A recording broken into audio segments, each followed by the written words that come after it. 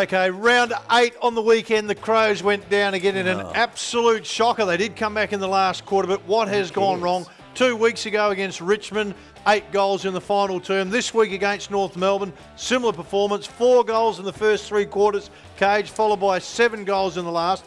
So they've got 2 quarters where they've scored 15 goals, and then 6 quarters, just 11. Last year, 1 kick away, Cage, from the preliminary final. This year, they're 1 game off bottom place. Surely it's more than effort, Cage. Where's it gone wrong? Well, there's no passion, there's no commitment, there's no fire in the belly, there's no hunger. Those first 3 quarters at the weekend were a disgrace, whichever way you want to say. And forget about the last term, 7 goals in the last quarter. North Melbourne were shot to bits so far as their bench was concerned. They were spent, they were gone.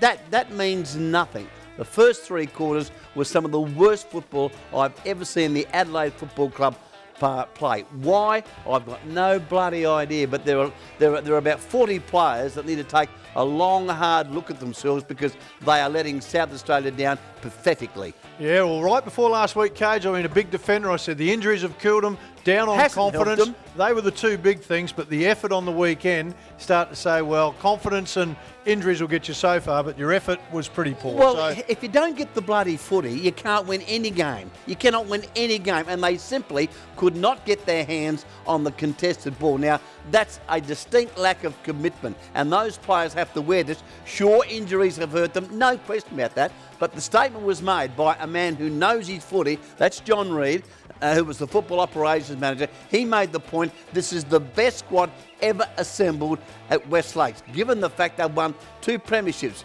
with a squad not as good as the present squad. Hey, take a long, hard look at yourself. Where's your self-pride?